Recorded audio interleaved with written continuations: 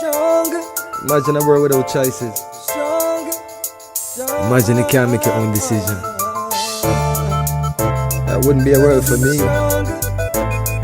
That wouldn't be a world for you. UIC.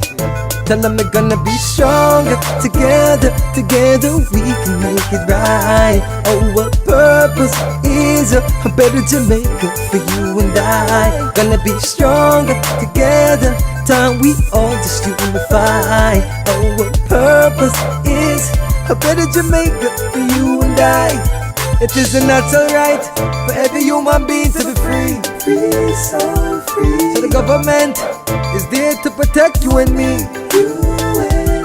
UIC objective is to liberate the citizens from colonial bondage, them regulation, them taxation. Rob Jamaica, we independent. Be stronger together we can make it right. Our purpose.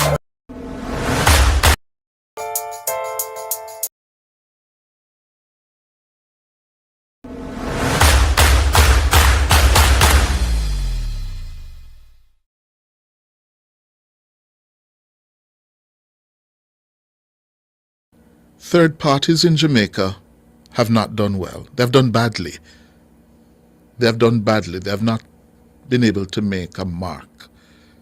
Possibly the most successful third party since 1944, would be the National Democratic Movement when it was led briefly by Bruce Golding.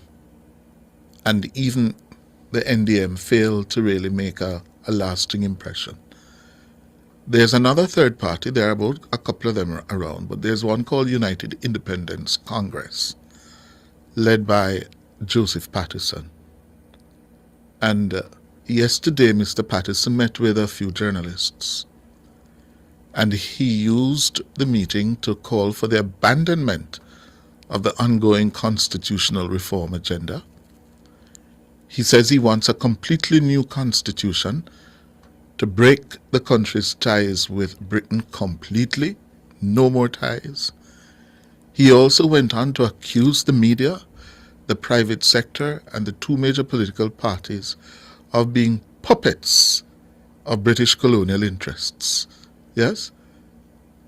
I don't know if that was smart of Mr. Patterson, but here's Siobhan Campbell's report on that.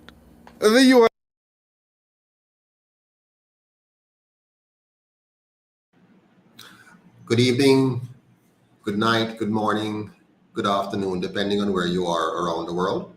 Welcome to another edition of UIC Liberty TV. My name is Joseph Patterson. I'm the president of UIC Jamaica. And tonight we're going to be talking about Cliff Hughes and some thoughts he had about the UIC today. Joining me in studio to have this discussion will be none other than journalist himself, Mr. Jerome Jackson. Good night, Mr. Jackson, and welcome to UIC Liberty TV. How are you doing today, sir? Okay, we're not hearing you. I think you have to unmute yourself. But while we're waiting for you to fix your sound, let me just welcome all of you who are joining us tonight from around the world, wherever you are, across the globe, be it in Europe or Asia or Africa or North America or the Caribbean. Mr. Jackson, can you connect with us now? Okay, still having some voice connection challenges there. All right, so Mr. Jackson is working on that, and we'll bring him back on shortly when that is resolved. But tonight we're going to be talking about Cliff Hughes. You saw an initial clip, which we're going to show again for you, and we're going to go through that clip of Cliff Hughes talking about the UIC today. He raised some very interesting points. He talked about third parties and their success rate or lack thereof. He spoke about my desire, the UIC's desire, to sever ties with the British Crown. Of course, there were implications in the way that he said it. He also spoke about the PSOJ and the media, and what I've said about that, and sought to characterize that a particular way. And he spoke about Marcus Garvey and how the UIC relates to Marcus Garvey and what Marcus Garvey attempted to do. We're going to try again to see if we can get Mr. Jerome Jackson on the live here again. Mr. Jackson. Oh, we're still not hearing you. Yeah, still not hearing you at all. So something is wrong with his connection there. But good night, Sonia. Good night, JMH. Good night, Jamaica Avenue. Good night, Devereux. Good night, Anthony Williams, Dan Rebel, Desmond Myrie. Good to have you on, all of you here. So very recently, the UIC had its first town hall meeting on Sunday, to be exact, Sunday, April 30th. We had our first town hall meeting. We call it the We the People town hall meeting, where we the people are making it very clear that we do not support the farce called constitutional reform, and instead are calling for a new constitution and a real constitution for Jamaica. And most importantly, we want it to be a real republic, not a fake one like Barbados or Guyana or Trinidad or any other country which calls themselves a republic but is not truly a republic. We want a real republic for Jamaica. And we want indeed to sever ties with the colonial powers in terms of them having control over our economy and control over our destiny. In short, we want real independence. And we're not asking anybody for it. I believe we, the Jamaican people, must take it. We must take it. We mustn't beg it. We mustn't claim we have to follow procedures that they laid down for us. We have the right to establish our own constitution and to pass that into law by virtue of a referendum by the people.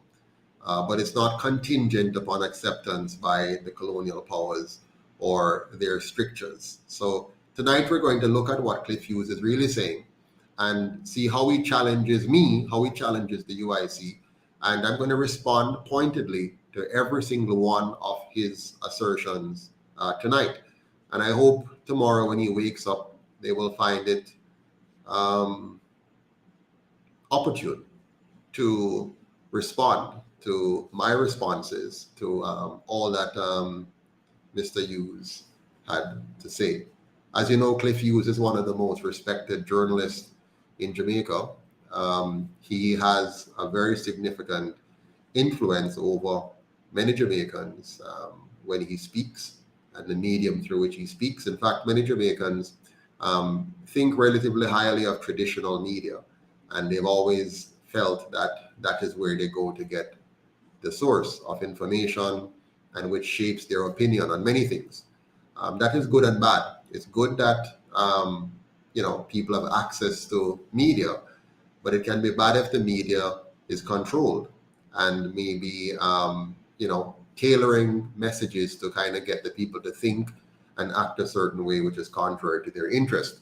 So we have to look at all of these things. Let me try again. Mr. Jackson, can you come through now? Sir Jackson? Sir Jackson, can you? All right, so we're not working at all. We can't hear anything. I'm going to ask. All right, Naika, can you work with him for me? All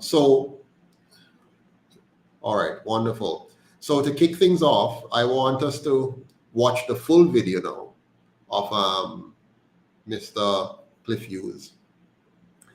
As he, I want you to listen carefully to what he has to say about third parties, because I believe that Cliff is trying to do something which the media has done for years.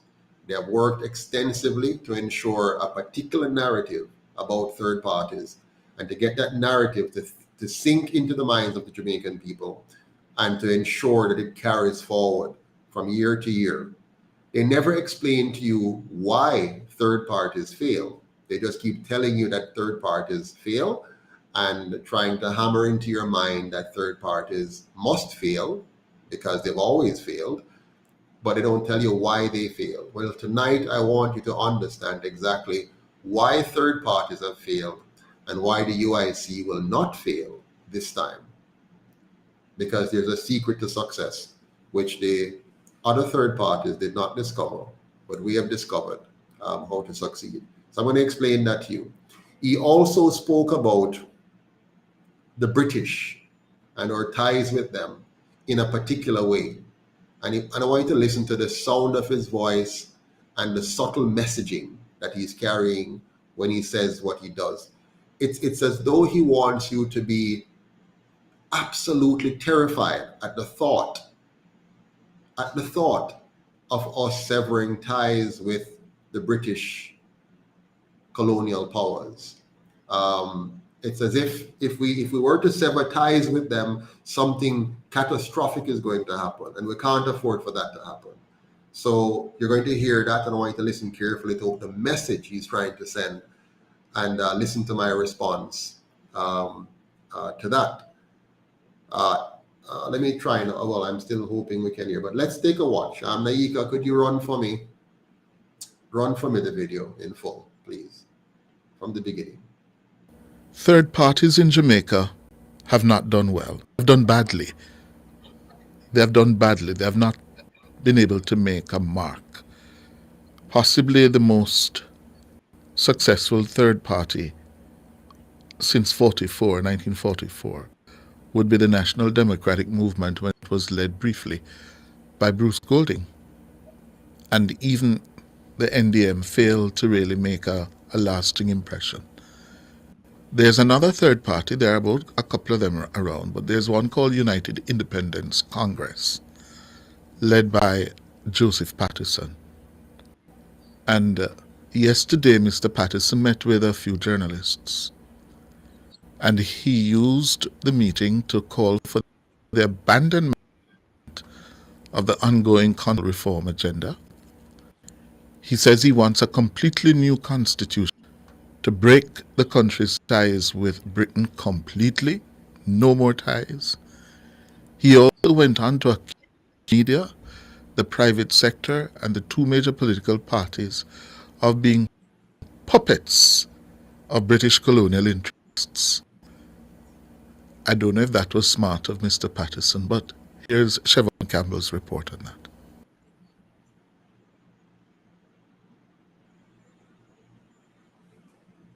Oh, I think, no, you have to play the full thing, Naiko. We have to hear Siobhan Campbell's all the way through. The UIC is a registered political party in Jamaica. Its president, Joseph Patterson, says the process of constitutional reform is a waste of time. What is needed, he says, is a new constitution. A new constitution crafted by his party. With the new constitution of Jamaica being governed not by some supreme leader, but by the rule of law. Think of it up, the rule of law, not the whims of men. So we're not going to have them just being able to play with and then can decide what I'm going to do, just play with your life and lock on your business and lock you down and lock you up if you're kind of thing. Them days are over if we ever adopt a UIC constitution. No more plaything, no more whimsical dictatorial leadership that can play with us.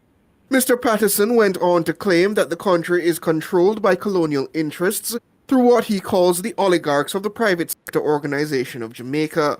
And those of you who believe in the Bible, my Christian friends, you understand things like the mark of the beast and whatever. And you know that controlling economics is a key part of that. So whether you're coming at it from a religious standpoint or from a non-religious standpoint, what you're going to see is that there are controlling agents globally and locally. And we have to understand the play of these elements in order to make good decisions. Here we are. The colonial powers control the agenda, and they work through agencies.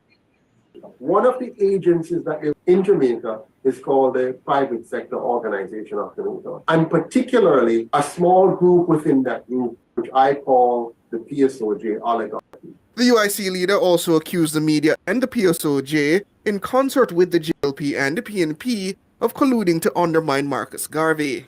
So you got the plantocracy, or the private sector back then, and the media, the Gleaner company, coming together to feed you a narrative narrative to undermine the one great leader we had at the time, Marcus Garvey, and to undermine the People's Party, the one that's coming up from the bowels of the people. So they colluded with the PNP and subsequently the GLP to make sure that they marginalize and push out Garvey and replace him with system that we have bought into for the last 80 years. Siobhan Campbell for Nationwide News. All right, Siobhan. And is Mr. Pattison aware that Garvey died in 1940? That's 83 years ago. Or is he attempting to project himself onto Garvey? I don't understand why he would go down that road. I don't understand it. Anyway, after the break, your calls. All right. So now we're going to take what Cliff Hughes is saying piece by piece, and we're going to break it down now. And I'm going to respond to each of his propositions clearly and without any form of reservation, because I think he has made a number of assertions. And by the way, I said a lot. It was a nearly 3-hour discourse, and they have taken out certain clips. What I believe are actually some of the less substantial clips they've taken out and posited and put it together and try to create a narrative here. But I want you to think beyond what the powers that be might try to do to your minds. I hope we can get Mr. Jackson on, because he can help us to distill this tonight. So let's try him again and see if his voice is now with us. Sir Jackson. Good night, everyone. Wonderful, wonderful. Bring your camera down a little bit so that your head is on level with mine. Yes, there you go. All right. I don't want to be higher than you. I want us to be on the same level. Very well, very well. Yes. I trust I'm being heard clearly. We can hear you now loud and clear. Keep speaking, into the mic so it doesn't drop. Awesome. All right. Awesome. So tell us, Mr. Jackson, what is? I'd love for you to walk us through this tape, and Naika can play it for us at a different segment, and you can walk us through this and let us have a reasoning about what Mr. Cliff Hughes is saying. Definitely. So go ahead. So while I presume you're going to replaying the clip, and then we speak of it, We can play piece by piece and take each piece as you see fit, and carry our listeners and viewers through it so that we can elaborate and analyze. Fair.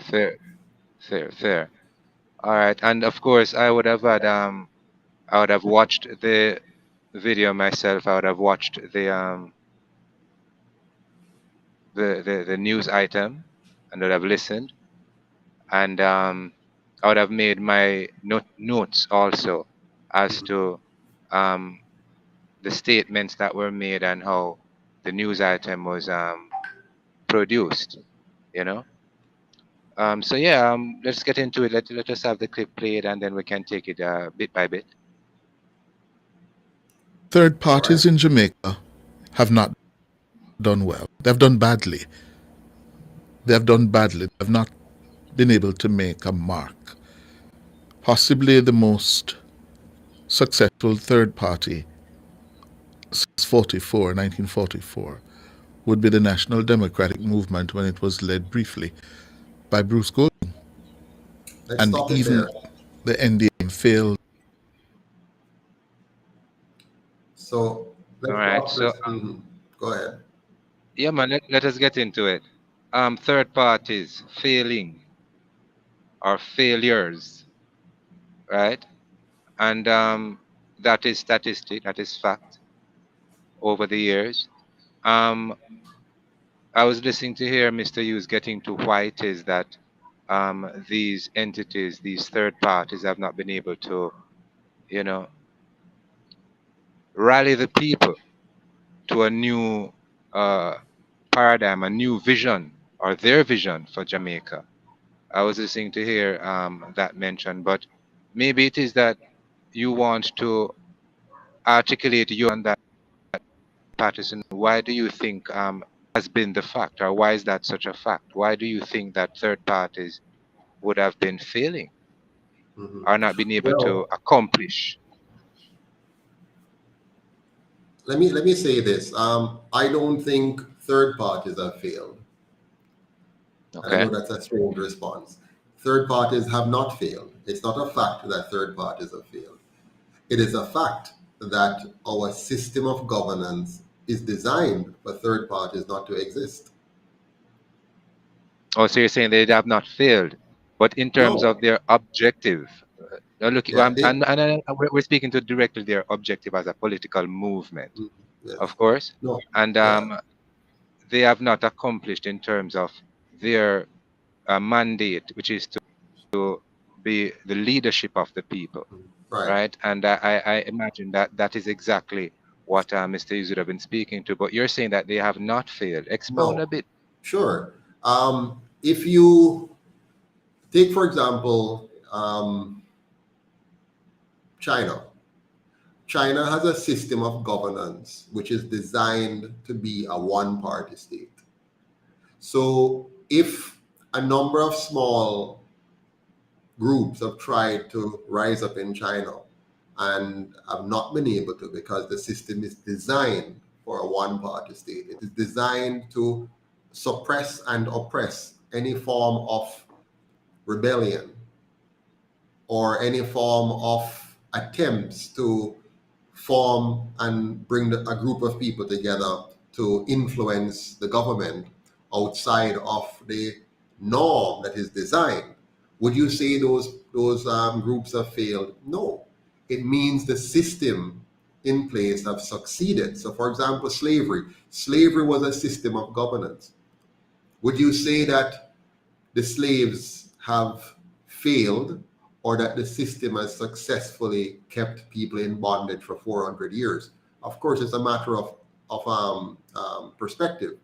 My perspective is that the system of governance that we have is very, very good at suppressing and oppressing the people and keeping them down and keeping a small group of people at the top.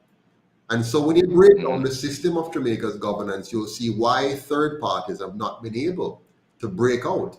Because the kind of politics we have requires that you have a lot of money to be able to get yourself heard.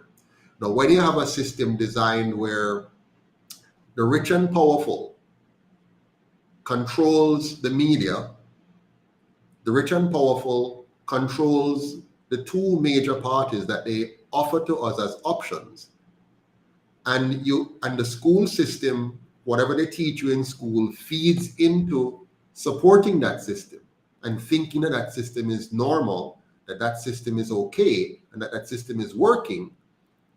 And then you have in that system as well victimization. So a person knows that if they step out of line with that system, they will be victimized. Their jobs will be on the line, their opportunities to get government contracts will be on the line, upward mobility within the society will be on the line. So the system is designed to preserve these two parties in place, because having these two parties in place preserve the economic hierarchy of a few controlling 90% of the wealth and leaving 10% for 90% of the people to subsist on.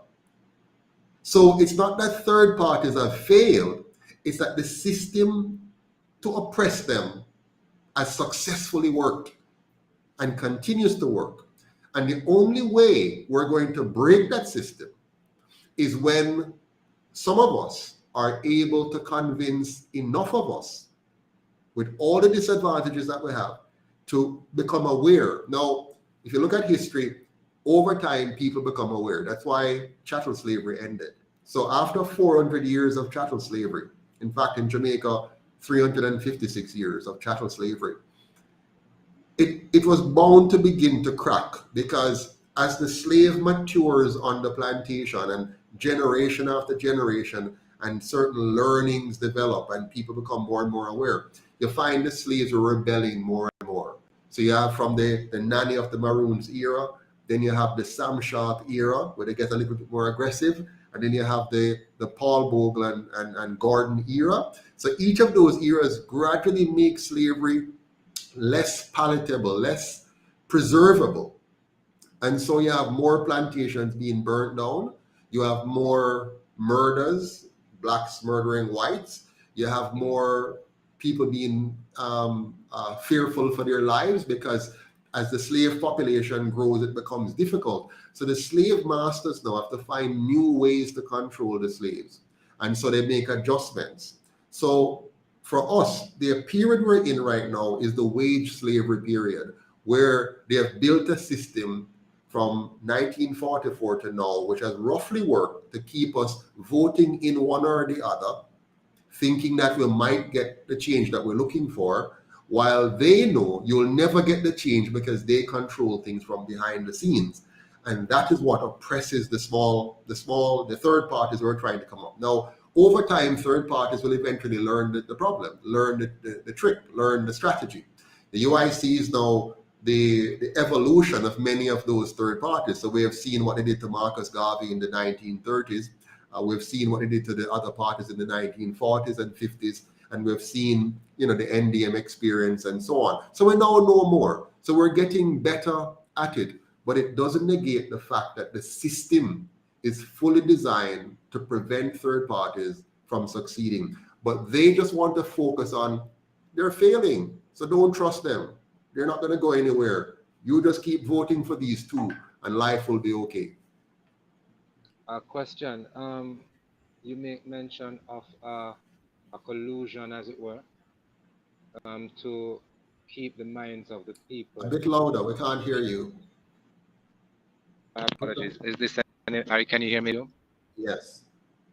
Is this awesome? Yes, you made mention of I'll call it a collusion between you'd have spoken of the plantocracy. You'd have spoken of mainstream media and the collusion with the two major parties, and that subject to that collusion is why we have the politics that we currently have. Is that a fact that there's this collusion? A very good question. Yes, it is a fact. Now, it's a fact that you have to prove by deductive reasoning. You can't put your finger just on a black spot and say, here is the fact. So let's look at it and reason it out. Why would a group of men and women who have a lot of money, why would they give money to anything? It's an investment. People who run business, they don't just give away money. So they normally give away money with a purpose.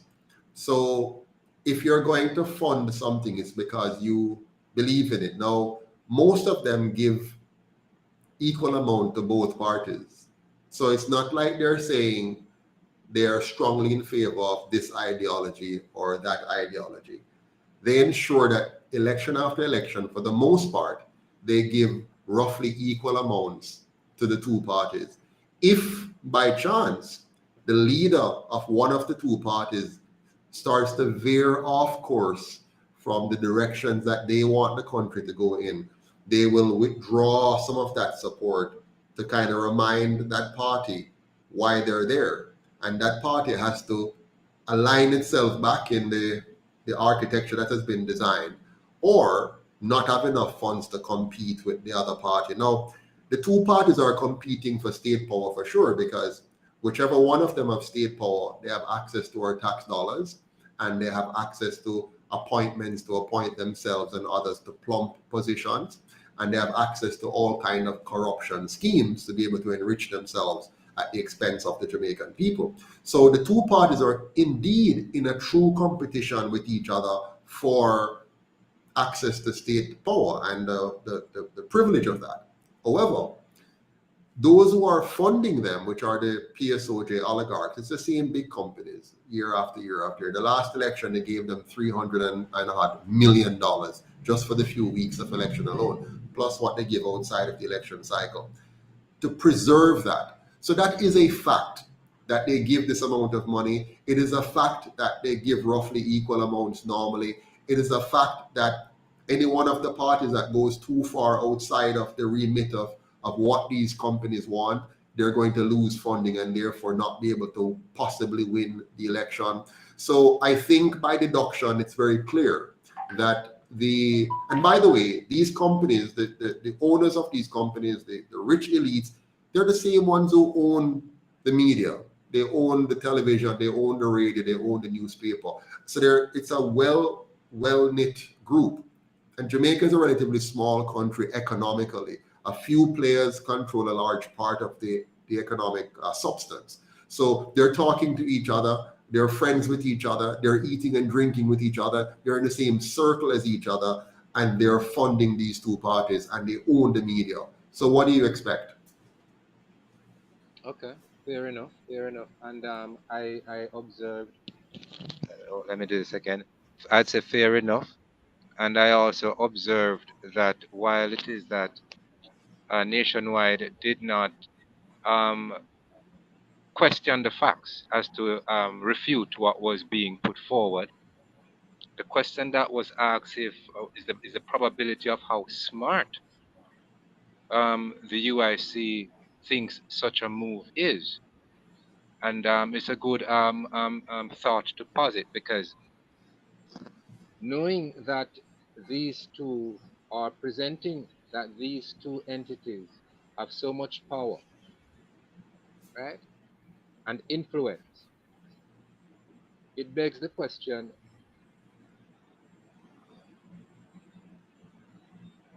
let me trust I'm still being heard. It begs the question, how will the UIC be able to, or does the UIC think it's smart, a wise move to move against this well-knit beast, if I may put it that way, this well-knit organization, this well-knit organized movement? And bear in mind that the echo from the last town hall meeting was with regards to the reformation of the Constitution, and that the UIC is saying no reform, completely replace it. And it's against such a background that the question is again being raised. Does the UIC smart move? Straightforward. Does the UIC think this is a smart move to make with all the contending forces and with what has been presented regarding the current state of politics, the control mechanism? Well, I know what Cliff Hughes was doing was what you call word dropping.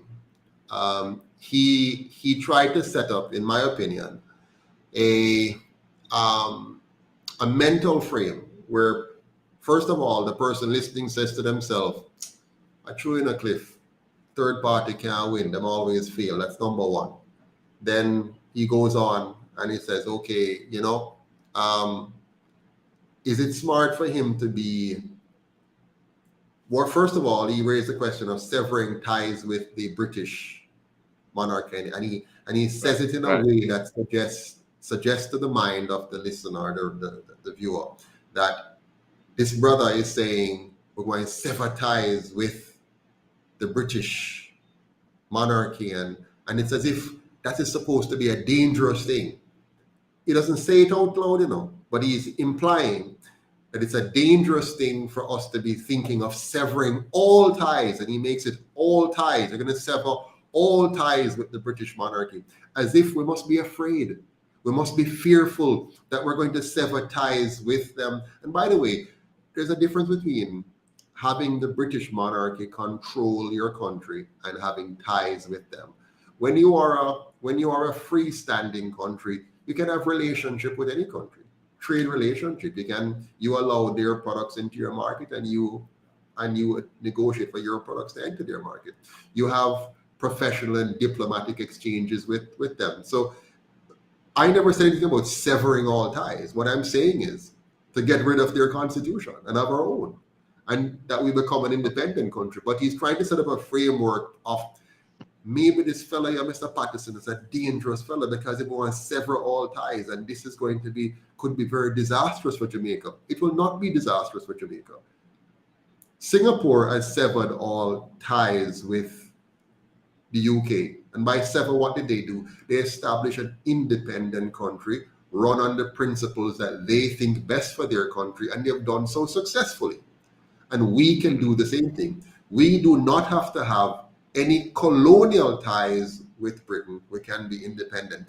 He also went on to suggest that, I spoke about the collusion of the PSOJ and the media and the two parties. Right. And saying, is that smart now? Is that smart? Because you're going up Right. against these powerful forces, particularly the most powerful of them is the PSOJ oligarchy. The GLP and PNP is nothing without the funding from the PSOJ oligarchs. If they stop funding those two parties, they're as weak and imbecile as any third party, because it's money that allows them to be able to trick the Jamaican people, to buy the votes of the Jamaican people, and to look as if they are capable of doing anything. Without money, you look incapable. Okay, you look weak. And so they know that, and I know that the PSOJ oligarchy is the power behind these two parties. So why am I brave enough or smart enough or not so smart to be going up against I'm not going up against the PSOJ. I am educating the Jamaican people. I am allowing the minds of our people to open and expand and realize the trick which has been played on them for the last 80 years. So my job in trying to overcome the hurdle that has been used to suppress third parties, my job is to educate, inform, and empower the Jamaican people to see the trick that was played on them from as far back as 1838, when the same British, the same monarchy, tricked them with a fake freedom. In 1838, they said to them, you are free. And if you go back and read the history book, we were never more jubilant. We were so happy, we were so excited because they've given us our freedom. They never gave us anything. All they did was to realize that the kind of slavery that they were running up until that point had become dysfunctional. The cost of maintaining it was greater than the benefit. And so now they shifted. Of course, one of the reasons why the cost was greater than the benefit is that the slaves themselves had become more vociferous, more violent, more engaged in defending or demanding their freedom. And so it was easier to tell them they were free. But Mr. Jackson, that was a trick, because when they told them they were free, they held on to their land. Yes. And they held on to all the wealth stolen from their labor. So while they were telling them that they were free, they were lying to them at the same time, because they weren't free. You cannot be free if you don't have property. If when you wake up in the morning, you have to go walk on the road, it's a public road, and you have to go beg somebody a job because you have nothing to sustain yourself. You have no land to plant your own field, right? You don't own nothing. So they knew that that was a fake freedom, but the people didn't know it was a fake freedom. It took the people 106 years before that fake freedom became more clear to them, and the people started agitating between that 106-year period, and then they gave them a fake democracy, which they call universal adult suffrage, and say, now you can go and vote. You one man, one vote. And we cheered again, we got excited again. We can vote now, we feel good now, we can vote. And so again, they tricked the people, because even though they could vote, they didn't have any control. The vote was only to make them feel good, but the control was still in the hand of the British governor. And bear with me, Mr. Jackson, because this is the kind of truth our people need to understand, for them to realize now today, when they're bringing you a new some reform, the Constitution, it will be another trick. Now, it won't be the same trick as 1838, just like how the 1944 trick wasn't the same trick as 1838. Each trick is different from the trick before, but it's still a trick. So in 1838, when they tricked them into a fake freedom, and 1944, when they tricked them into a fake self-governance, they call it, And then come 1962, they tricked them now with a fake independence. And today now, we're feeling the repercussion of that and realizing that it was a fake independence. But how long it took us to realize that? 60 years. Yeah, 100 years the first one. The first one took us 106 years. The next one took us 18 years. And this one took us 60 years. And now that we realize, and the funny thing is, Mr. Jackson, even though we realize that independence is a trick and it's not fully real and so on, we don't know what the alternative is. We don't know what we really need or want. We know there's something not right. How we know there's something not right? Every election, less of us are voting because we realize that voting in this thing not change nothing. Yes, if you're very close to the PNP, you will get something out of it. If you're very close to the GLP, you will get something out of it. But the vast majority of us won't get anything out of it. And the country in total is depreciating. So more and more of us are backing out of that system. So that is an indication that we are now coming to the breaking point of that system. Now that we're coming to the breaking point and the UIC has arisen and is bringing these things to the fore and offering a clear path to the people, the group come together again. The PSOJ oligarchy, the media that they control, and the two controlled opposition that they give us as two parties say, we have to make sure we do what we did to Marcus Garvey. Block them. Discredit them. Go ahead. Discredit them. So let's do everything to say, Patterson is a madman. The UIC is not going away like other third parties. And give this impression and try to make sure weaken them because they don't have no money. Because we have the money over here. So make sure the people don't buy into what they're saying. And so over time, Patterson will get weak, the UIC will get weak, and like all the other third parties, they will fizzle out, and we will be in charge still. We'll have our two parties that we give them, GLP and PNP, and they'll still continue to fight between them. Yes, more of them now go vote, but we still have them. And just so that nobody can talk about any king anymore and monarchy anymore, like what Patterson talked about, let's give them a fake republic now. Let's make up about constitutional reform and have big talk and have big meetings and get some big names on stage and create a little flurry and get them excited and let them get excited like Barbados the other day and say, yay, no, we have a president. It not change nothing. The same system in place. You just put a lipstick on the pig and pretend it's not a pig anymore, but it's still a pig. You understand? And the UIC is here to help the Jamaican people realize it's still a pig. And until we really change the system, it's still a pig. Yes. Wonderful. You brought up Marcus Garvey, and I heard Mr. Hughes say that, is it that the president, the UIC president, is projecting himself as a Marcus Garvey? Is it that the UIC is projecting as one such movement like Marcus Garvey's movement? Is that an aligned vision? It's not even a projection. It's a fact. Marcus Garvey told us that him not going nowhere. They may kill him. They may cause him, the man, to perish, but his vision will live on. And he will come back like a whirlwind. I believe that moment is now. The inspiration of Marcus Garvey is what drives every member of the UIC and our movement. We are, in my opinion, the reincarnation of Marcus Garvey. All of his, what was Marcus Garvey about? Three things Marcus Garvey was about. Unity, to unite the people. Liberty, to liberate the people. And education, to empower the people. Three things. He wanted to unite us, liberate us, and empower us. What have the system of the PSOJ oligarchs and their partisan model done to us? Divide us. Division. They took hook, line, and sinker what the colonial masters used against even our slave ancestors. Divide and conquer. Divide them. Don't let them focus anymore on their true enemy.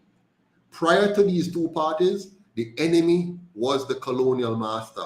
Every Jamaican knew that. We weren't fighting each other, we were fighting them.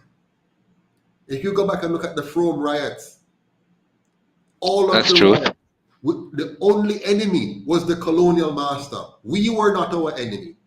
And then they tricked us by getting two white men to stand in front of us because they know they had messed with our brain already. And when we see a white man come and say, shoot me and leave the people, praise the Lord, the Savior has come. When we see a white man come and him speak nice and say, the man with the plan, praise the Lord, the Savior has come, because they have brainwashed us into this. They have used their religion and brainwashed us. So that when we Direct see programming, you'd call it? yes, so when we see the white skin, when we see a Jamaican that no look fully like we, when a dark like we, and them have little hair that look wavy and look like ours, we start to feel that he must be brighter than we. He must know more than we. He must be sent by God to we. And so we will follow Buster Manti till we die. Pupa Eddie, our leader. You understand? So watch me now. So what they did, they created a controlled opposition. They never want a real leader like Garvey to take off in Jamaica. Because if Garvey took off in Jamaica, you saw what Garvey did in the US. Garvey was an immigrant to the US. An immigrant, not a citizen. And in that big country, which today has over 300 million people, he was able to galvanize the black race, the African race in that country, into a powerful movement that caused the government to set up a special unit just for him, to stop him. Now, what Garvey did in that great expanse of America, of galvanizing and uniting a people to have confidence in themselves and to see the need for industry and to own their own assets and to grow their own economy, what he did for them as an immigrant in that country, just imagine if he was allowed what he would have done in the country of his birth, where he was a citizen and had all the rights and privilege and could not have been kicked out. So what they did, they ganged upon him. Yes, PNP, Gleaner. They can come and tell me wrong and talk about date, but him died 1940. And so, listen, the PNP never start 1940. The PNP start 1938. And the thing about it is that it's not the date that the party become official that it start. The UIC started a long time ago. I started working on the UIC from about December 2012.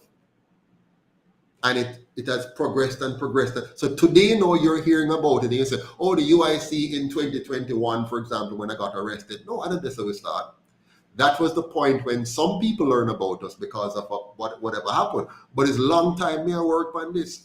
Just like our long time the colonial masters did work on the PNP and GLP to come. You understand? And they know that they had to set up a controlled opposition so that we the people would not realize that they have moved us away from seeing them as the enemy to see each other as the enemy. And so now they got us from the 1930s into the 1940s to start fight each other. First with sticks and stones, then with knives and machete, and then with guns. We even fight each other now with weaponizing the media, weaponizing our communities into garrisons and ghettos and squatting. You understand me? So we have learned to develop all kinds of mechanism to kill ourselves.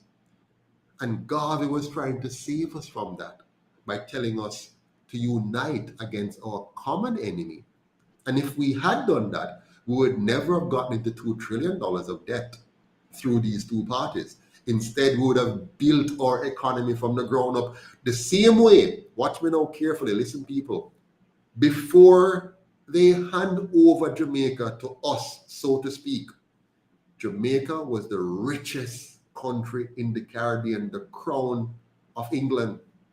We were a massive producing nation. Why, as soon as them get to we come so poor and we can't produce no more? How we could have produced all of them time, but now we can't produce. Everything now mash up once they give it to we. Because we must feel so we not good. We must feel so we worthless. We can't do nothing.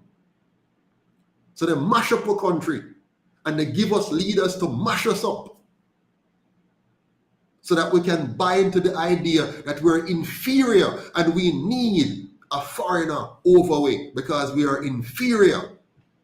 They want that to stick in our brain. And the only way we can do something, we must leave the country and go to another country as a economic refugee and work for them over there and send back pittance to back home to help keep the poverty going, and people stop working and start begging and waiting for remittance to come and waiting and just have baby and just wait and wait and wait, and others now leave school and wait for get them visa for leave and can't wait for leave and dreaming of going to the foreign land and cannot see that we have all the ingredients here to build a prosperous nation.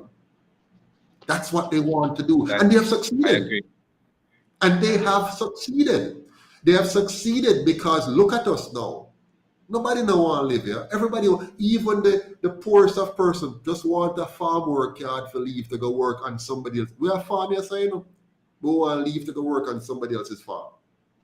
Why we want to leave and go to somebody else's farm? If we work on our farm, we're going to get about $1 something an hour.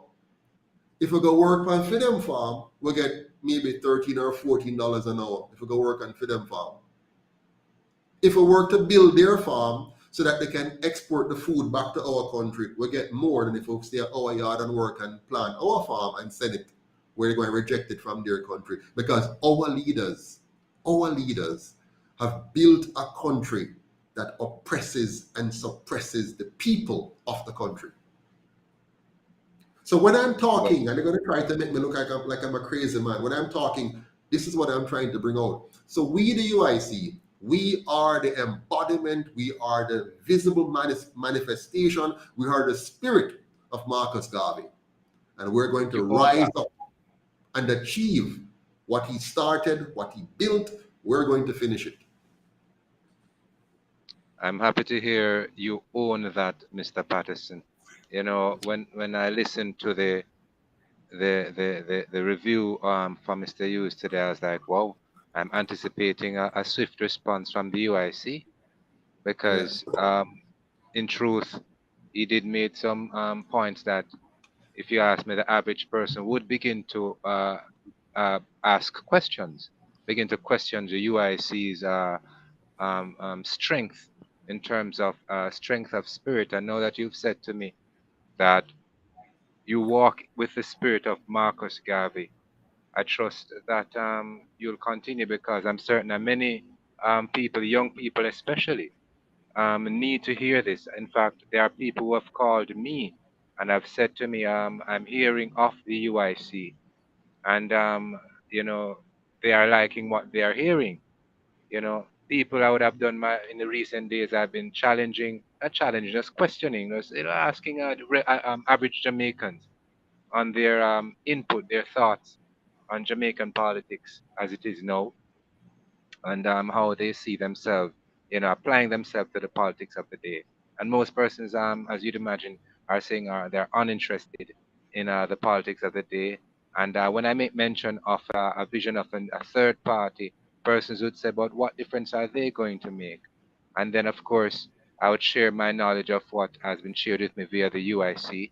And persons have indeed said to me, well, that sounds different. It's something I could listen to. There are persons who would have been listening long before we met together. We met up, and they have been saying, Jerome, I've heard of the UIC, and I like what they're saying. My only last few words would be keep the momentum going. I mean, continue to spread the word of truth. The people needs to know, and by virtue of the fact that they have lost faith in the current politics of Jamaica, the people really need something different. You know, they really need something Here's that what is we going to need, be pro Mr. them. Here's what we need, Mr. Jackson. And this is where the Jamaican people have a very important action to take. Yeah, here's the action. The reason I explain the system so much and spend a lot of my time on the system is that if you're going to change Jamaica, we have to change our behavior. Right. At every election, the PSOJ oligarchy will spend their money to make sure that the people end up with the government they have had for the last 80 years. They will do that. So the only way that's ever going to change is if the people, on the inspiration of the UIC, decide that they're going to take up what little they have and join hands with us to make sure that we overcome. They, each and every one of us, have to join hands. See, when we designed this symbol for the UIC, it wasn't in jest. If you look at the symbol carefully, it is two hands joined together. Right now, our nation has been divided. Our nation is divided into three parts right now. Three, not even two, three parts. One part is a few Jamaicans who still believe that if their party get enough time in office, they're going to give us a better Jamaica. I don't know why, but they believe that strongly. They believe if you give the JLP one more term, we're going to have a better Jamaica. There's another group, a small group, that also believe if you give the PNP one more term, we're going to be better. Just give them one more term and Jamaica will be better. They fail to see that we have now given them 80 years of our lives. That's those two groups. There's a third group, which is the largest group. The vast majority who has now come to the settled conviction that it doesn't matter how much time you give any of these two groups, the result will be much like the one before and possibly even worse. The problem is that those people who make up the majority may not realize that they have the solution in their hands. That if they decided tomorrow that they're going to give their time, their talent, and their money to the UIC and join hands with me and us and unite for the kind of Jamaica I am talking about, that we can in fact overcome. We can overcome the minority because the PNP and the GLP is a minority. The PSOJ oligarchy is a minority. It's only a few wealthy men and women who have benefited from the master slave economy that we have continued after slavery supposedly ended, because slavery didn't end yet. All they did was to change the form of slavery. Now we're about to enter into the most magnificent form. And if they win this one, it's another 400 to 500 years before we get out of it. Here's the one they're coming with now. This is the one they're coming with. This one now is where they're going to get you into an economy where the government controls anything you can do with your money. They're going to bring us into a digital economy. And by the way, nothing is wrong with a digital economy. What is wrong is when you have the wrong kind of governance and you put that massive power of a digital economy in the hands of that corrupt form of governance, which will now be able to crush the remaining lifeblood out of us. When we give this government and those who control it behind the scenes the power to lock off and turn off our access to money at will, when we give them the power to program our money and decide what you can spend on and who you can spend with and when you can spend it, when you give corruption that kind of power and not make sure you have a governance model like what the UIC proposes, which 100% protects your right to life, liberty, and property. They want you to be in the WEF, World Economic Forum's model, where you are to own nothing and be happy. You know who was supposed to own nothing and be happy? Slaves. Slaves are the ones who are supposed to own nothing because the masters own everything.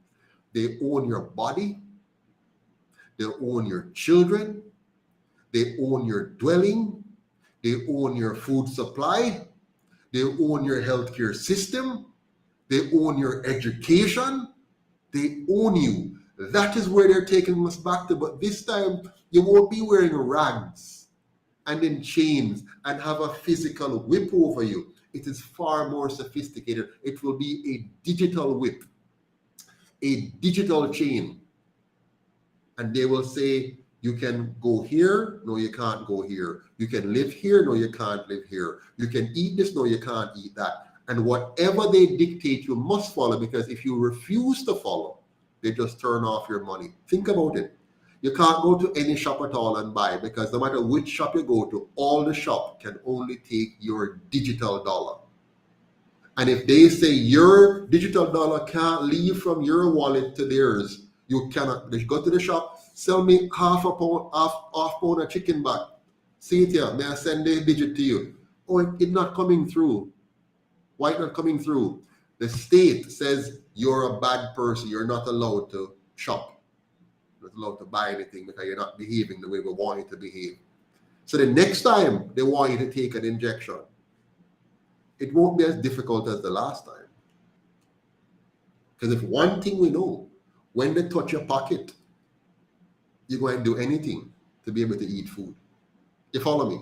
That is why in the last situation, the government didn't want to mandate the injection because the UIC was saying that's what they're going to do. And they back off. And what did they do? They just got their employer friends, the PSOJ oligarchs, to say, if you're going to come to work at my place, you must take it. And Right. argument done. Or if you want to go to school, you have to take it. Or if you want to travel, you have to take If you it. want to take it, yeah, you want to travel, you have to take it. So this is what you say, the UIC, I don't think some people realize yet what the UIC truly represent. We are the last remaining barrier between slavery and freedom. And when I talk about slavery, don't think about ordinary slavery. Right now, we are a slave. Watch me now. Right now, who dictates what your kids learn in school? The state. Who tells the state what to dictate what you learn in school? Those who operate it behind the scenes. The Jamaican government does whatever the colonial powers tell them. If the UN say, for us to give you the next tranche of grants, or for the IMF to give you the next tranche of loan, please change your banking regulations so that you wipe out all small banks measures and only put in these kind of banks in your country. Or please change your education curriculum to do this or do that. So when they want you to embrace the idea of a child deciding what their gender is, you have to do it, because they want to lock off your IMF funding and lock off your grant funding and so on. No, the UIC want to liberate us from that. We want to make Jamaica food, water, and energy secure because we have the capacity. Right now, Jamaica can be 100% water secure. We can be 100% food secure, and we can be 100% energy independent if we have a leadership that says, let's do it. Jamaica can become the freest and one of the richest nations on earth if our leaders were determined to make it so. But we don't have them the kind of leader there. The leaders we have are licky, thief, deceptive, and they're focused on one thing and one thing only, to enrich themselves at the expense of the majority. And they will lie to you, they will cry, they'll go to prayer breakfast and pray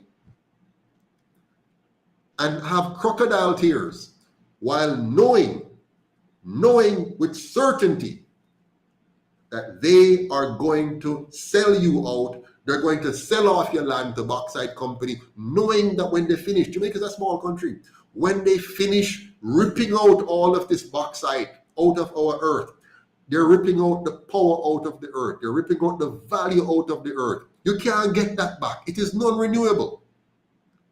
We cannot afford bauxite mining No matter how much money they tell you we're getting, we can't afford it because they're taking out our soul. They're taking out the little bit of land that we have, the power that is in the land to feed us. They're destroying our water table, poisoning our water, poisoning our fish, poisoning our air. They're destroying our human capital by killing off our people with the toxic effluents that come off of it. So bauxite not help we, but I know they tell you it's helping us.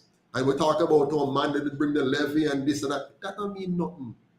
The amount of Jamaican lives that have been lost because of bauxite, brain damage, children damage, water damage, fish damage. You eat the fish with the contamination and it damages us. They don't care. Them just want to get that little access to the tax dollars because the more money they get coming into the coffers, the more them can thief. Why is it we needed highways? We never need the highways. We needed good roads. Good, nice, well-managed roads where you expand to meet the population. But we can't get good roads, but we must get highways that somebody else owns, and we must pay a toll on top of taxes to drive on our highways. Which means you're pushing out the small man because the small man can't get the progress if you have to pay extra on top of the taxes to drive on the road. Come on, my people. It's time for us to stop, make them fool with. So they have taken away our lands with bauxite. Our lands, they take it from us and give it away again to rip it up. They have given us a school system that guarantees 70% of our students fail every single year. Think about that. If every year you graduate a class of 100, 70 of them now have what it takes, don't have the competencies to read, to reason, to analyze, to compute. 70% of them don't have those fundamental skills. Those make beautiful voters to keep the system going. And they've done that. I was talking to a colleague. Yeah, go ahead. So I didn't want to interrupt you because that was really powerful, some statements you were making. I was speaking with a colleague of mine yesterday afternoon, and I asked him what was his knowledge on digital currencies. And this is a man who is older, he's senior to me, you understand? And he's a man I would have imagined, equips himself, reads a lot. And he says to me, Jerome, I hardly understand this digital currency thing, this Bitcoin thing, this cryptocurrency thing, And then he says to me, but Jamaican people, him say I more understand cash. But him say even a majority of Jamaican people don't understand cash. So them are going to introduce digital money now to it, and most I would even can't understand, can't navigate through the cash itself. So it's going to plunge us further into ignorance. And so you know what ignorance always breeds, and what it invites. They breed it. So, our education system. Look, Mr. Jackson, what do we produce the most of? The most we produce in Jamaica, we produce criminals. We're very good at producing criminals. Now, where does criminals come from? I'll give you an example of where criminals come from. I lost my driver's license. I went out just a couple of weeks ago over the holidays, the Easter holidays, and somehow my driver's license, I probably went to a store, used my credit card, and you have to show them your license, and somehow, I didn't get it back. I don't know which of the stores, because they said, no, they don't have it. So I lost my driver's license. So I went to the tax office, to the police station, reported it. They gave me a slip. I took it to the tax office. The tax office processed and gave me a temporary piece of paper, and then they're processing to give me my license. I got a call today saying, Mr. Patterson, we can't issue your driver's license because you have 2 outstanding tickets. I said, you're crazy. I don't have any outstanding tickets. Yes, you have 2 outstanding tickets, and you have to clear them before you can get your license. One ticket is for $5,000, another one is for $4,000. So I said, okay, I know I don't have any outstanding tickets, but for peace sake, I'll just pay the $5,000 and the $4,000 and clear it off so I can go about my business. No, you can't do that. You have to go down to Black River at the courts there and go through this and that and get it all cleared up and whatever. So I said, hold on. So I went, my wife is very good at keeping meticulous records. So she went back and she found the tickets. She found 2 tickets that she think might be the problem. Said, are these the tickets? One of them, I got a ticket for speeding, and I went to the court and defended myself, and the judge threw out the ticket. The judge says, police was at fault, blah, blah, blah. They threw out the ticket. Guess what? That ticket is still on the system. Another one, that was from 2022. Another one from 2019. 2019. That one, again, I went to court.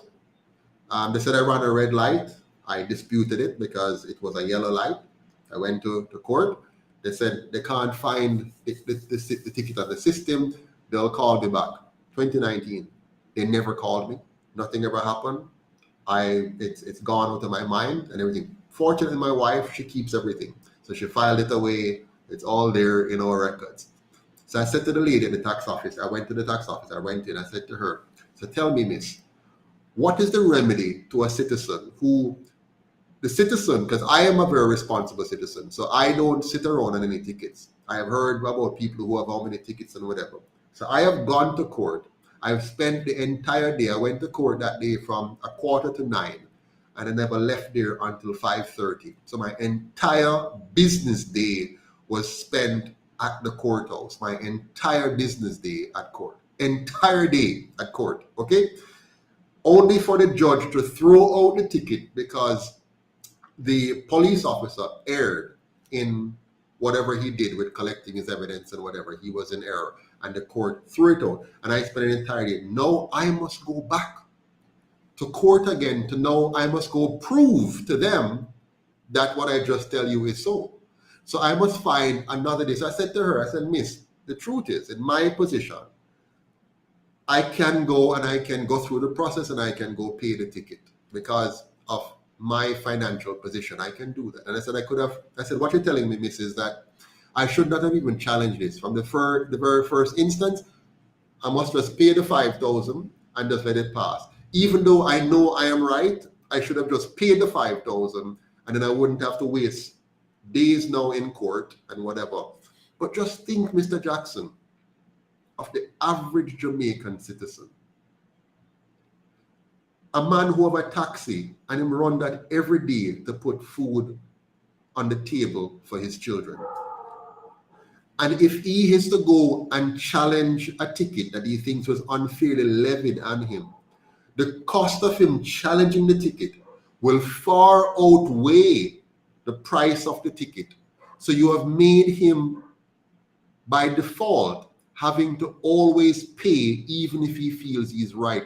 You have designed a system of extortion where you're extorting the Jamaican people because if they try to get justice, the cost of securing justice is too great. It's better for them to suffer the initial injustice than the additional injustice of a system that will work against them. Now that turns people into criminals. That turns people into hating authority. That creates people who are frustrated and waiting to burst. That creates the kind of Jamaica you see today. I submit. This is the kind of country that these two parties have created. One that pushes and pushes and pushes and pushes our people to the brink. And then we say we have a crime monster. No, we have a governance monster. We have a bad governance that is creating and turning people into criminals. That's why more and more of our young men and young women are focusing on mastering scamming and fraud than even bothering with trying to pursue a normal course of going to school and passing exams and going to work and building a career, because the system is designed, as Peter Phillips said when he was finance minister, that those who play by the rules in this country gets shafted. This country is designed to punish the good and reward the bad. And as long as you have a country like that, you will never have peace and security and prosperity for the vast majority. You're going to have a country built on a mountain of corruption, which will create a mountain of criminals, which will make life harder and harder for all of the ordinary citizens. And as long as we continue on this path and keep these two parties and allow the PSOJ oligarchy to continue to trick us by funding them, while manipulating the media to direct our minds in the wrong way, we will have the kind of Jamaica we have suffered for the last 80 years and counting. Thank you. Thank you, Mr. Patterson, for articulating with clarity.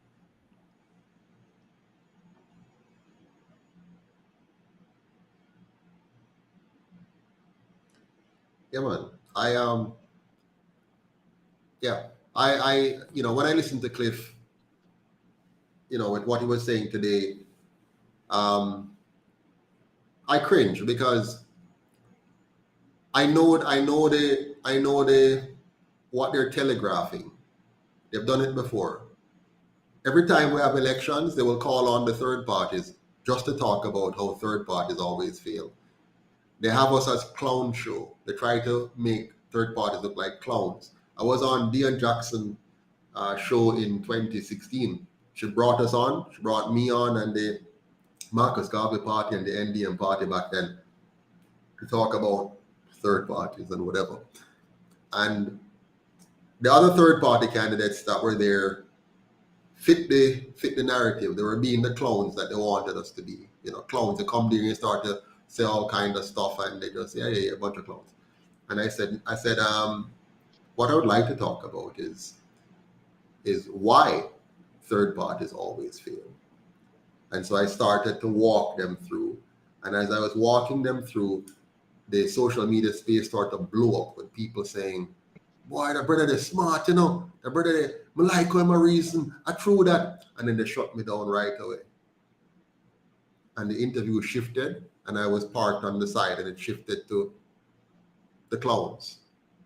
You understand? Because they want the third parties to be clowns. They want clowns on the stage, so we can keep the clowning around. When the JPP party came up, the fourth party, because we were the third registered, the fourth one came up, and they started to spout all kind of ridiculous ideas.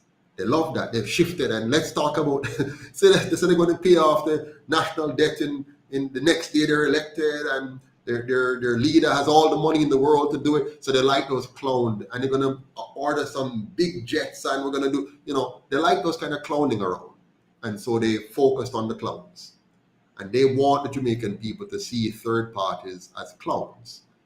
So when Nationwide came to our town hall meeting on Sunday, they never came there to learn and understand the policies and the kind of constitutional replacement we're talking about. They came to be able to see if they could find something comical or clownish or something that could highlight that sounds weird or ridiculous or too far-fetched. So they can highlight that and say, you see, another clown third party. Don't pay them no mind. They're not going anywhere. They're just there as sideshow. They never told you about our powerful, non-partisan constitutional model. They never told you how this model will create the kind of checks and balances in government.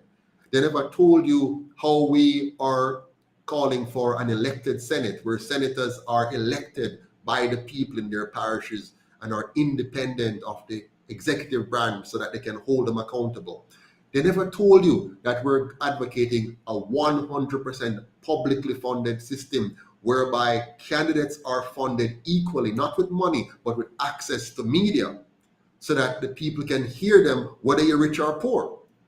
And so the rich don't have any advantage and the poor don't have any disadvantage if they're a candidate. They never articulated that. That's not the news headline. They could have taken our message and break it down and share it with you. Look at these powerful ideas that the UIC have. Look at this perfect constitution that the UIC is proposing. This is what Jamaica needs to be discussing, not about ceremonial president versus executive president and with some just very simplistic discussion that they're having in the media to get us agitated and excited to talk about republic when it's not a real republic. Why not get into the depths of what the UIC is talking about and challenge the government? Why are you not able to tell us what your executive president would do, and the UIC is able to tell us what their executive president would do? Why do you want to maintain the same clone system of appointing a governor general but just call him a president and put lipstick on the pig, while the UIC is saying let's have a real executive president that's chief executive officer and head of state, and collapsing the cost into one and being a more efficient and effective government? No, they don't want that kind of discourse. They want a discourse to say, here comes another clown. We have had many clowns like them before called third parties. Here comes another one who thinks he's Marcus Garvey. Let's laugh after him about he's Marcus Garvey. That's the kind of discourse they want to have, Mr. Jackson.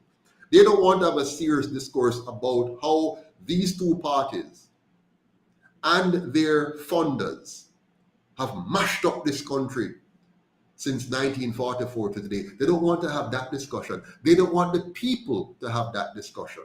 They don't want to, as journalists, to say, let's step back here and evaluate what has happened to Jamaica under these two parties from 1944 to now. Why has the value of our dollar gone from stronger than the US to now one of the weakest currencies in the world? Why has it gone that way?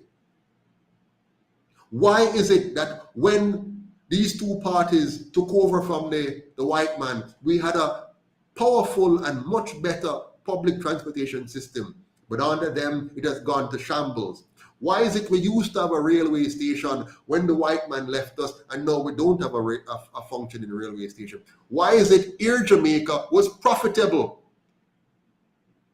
for so many years in the early period, and over time became so unprofitable they had to sell it, or they chose to sell it? Why is it we can't manage our own airport? Why is it we're graduating engineers every year in Jamaica, but we can't design roads, we can't build roads, we can't maintain roads and highways at the caliber that we have to pay other people to do it, and lose billions of dollars in revenues every year, leaving the country because so much of our country is owned by foreigners who therefore have to send the value out of Jamaica? Why is it that our beautiful country, which can be one massive tourist resort, we only have enclaves of tourism with structures owned by foreigners, and they get to control it and control our people and pay us pittance and reap the benefit of our tourism product and send that money out of the country? Why? Because we have trusted two parties that are not working in the interest of the Jamaican people. They work for big business, they work for foreign interests, and as long as we have them, we will always be a country that is rich but full of poor people. This is the message that the Jamaican people want to hear. I tell you, I've spoken to young people, and I'm telling you, a lot of young people subject to this message that is coming out. Some of them, they are what you call revolutionary minds. So I would suggest that the UIC gets the message to the youth population, begin to speak directly to the youth the youth populace, as in I'm being deliberate, as in to target that youth population directly, to get the minds ready, prepared, because I think I heard someone say we all have to take responsibility. I'm not very what do you call it though? I'm not ageist, I'm not sexist, I'm not anything. I believe all of us, there are people my age. I am 52 years old. And I know that everybody who is in their 50s understands what I'm talking about and can make a change. Anybody who is 30 have seen and felt what I'm talking about.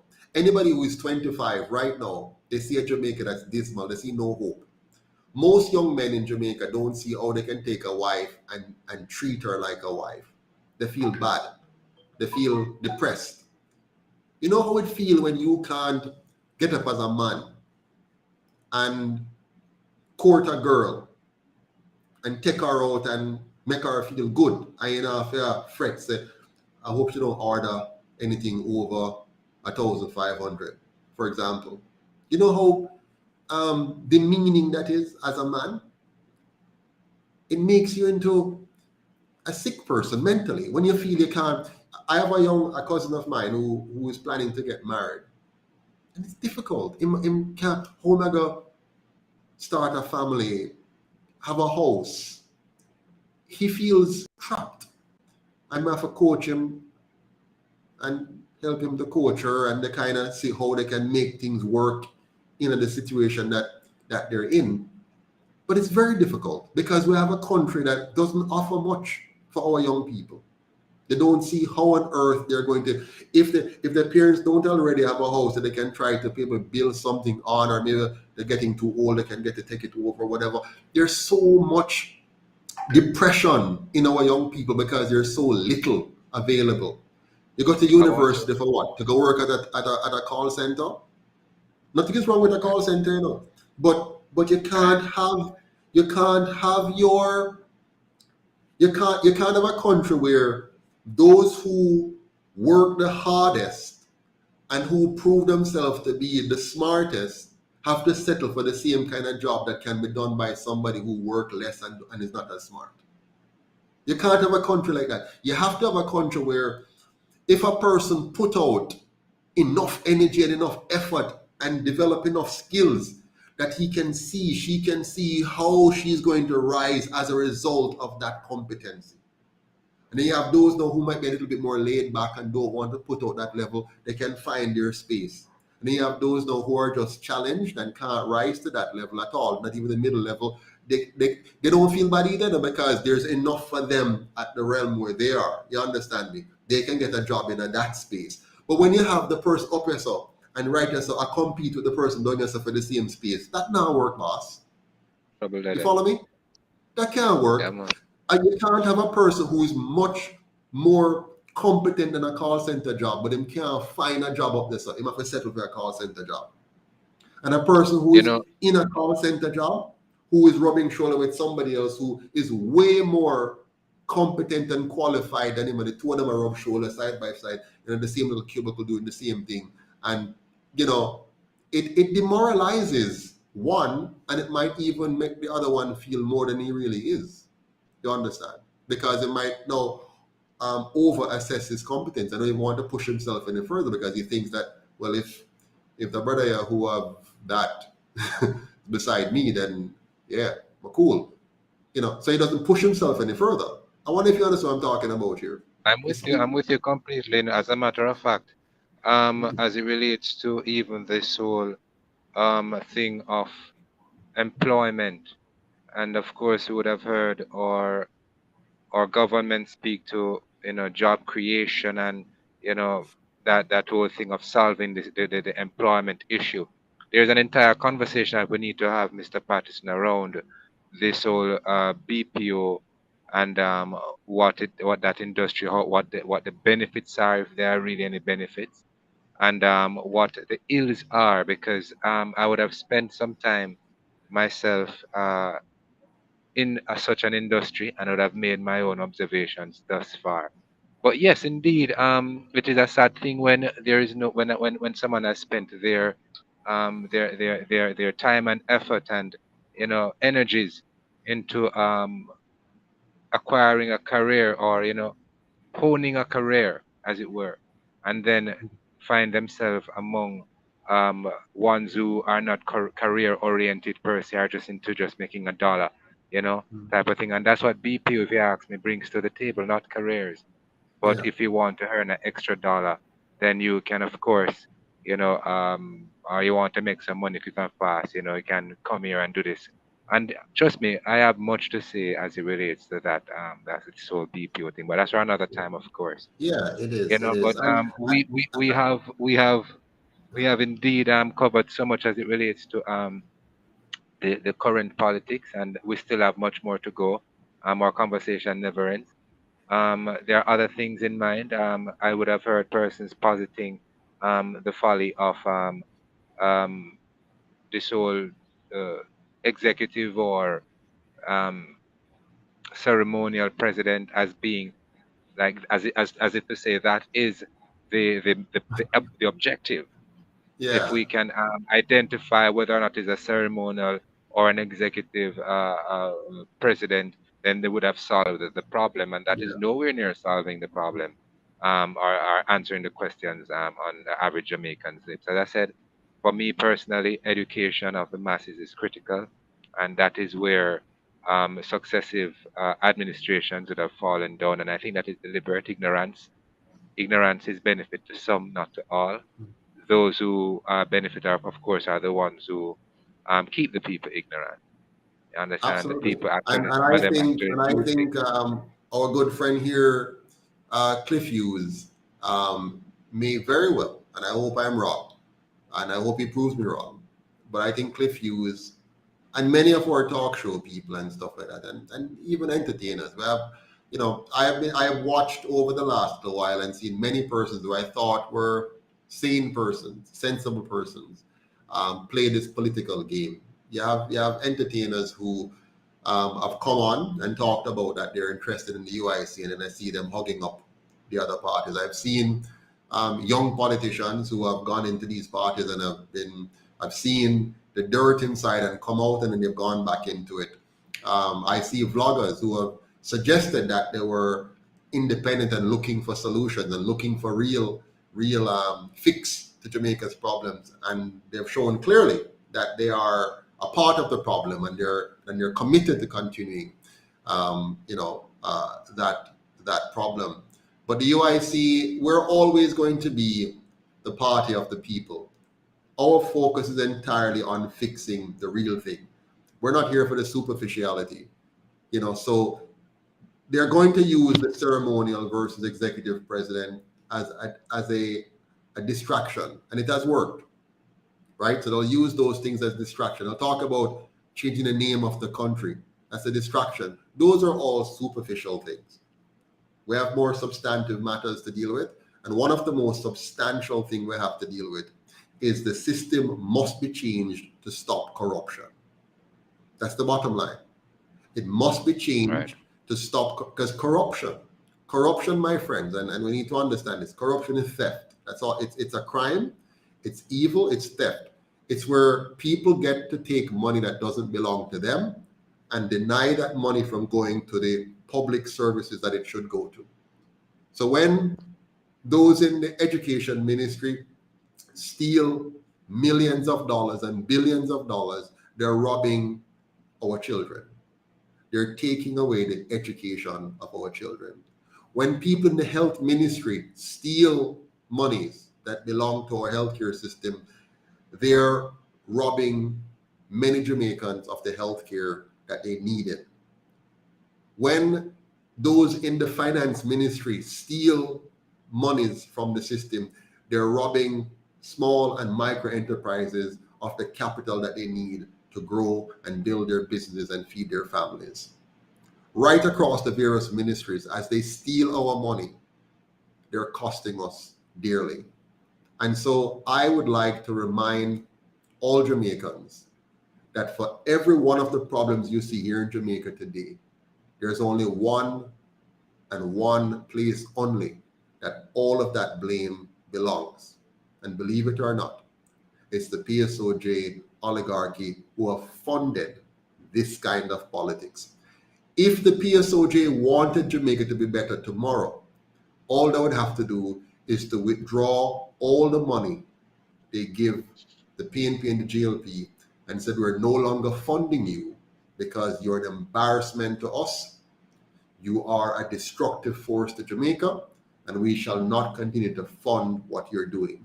And tomorrow, both of those parties would immediately be as weak and ineffectual as any other third party that they've told you about that is weak. And as long as we, the people, decide that we are not going to step in and fund and own our own party, the PSOJ oligarchy will be happy to fund and own the other two so that they can maintain a system that makes them wealthy. My last point, you might recall, during the heights of the last pandemic, when you and I were suffering when our businesses were going down, when our jobs were being lost, when we were struggling. During the same period, the companies that belongs to the oligarchs reported billions in profits. That should say That is all it. for you. So while many of us lost our businesses, lost our job, some of us, we almost lost our homes, or we lost our homes. All kind of problems. But yet still, those who are funding these two parties, they had billions, and I say billions, in profits. Go and check. All of them did very, very well, even when all of us were doing very, very poorly. Why is that? Because the system that they own and control is working for them. If you want the system to work for you, you better own your own party. Let us own the UIC. Let us make sure that this party is never owned by anybody but the people of Jamaica. That is my plea to you tonight, for us to have one Jamaica through the UIC that will make us stronger. Thanks much. Thank you again, Mr. Patterson. And thank you to our UIC members and those who joined us via the link.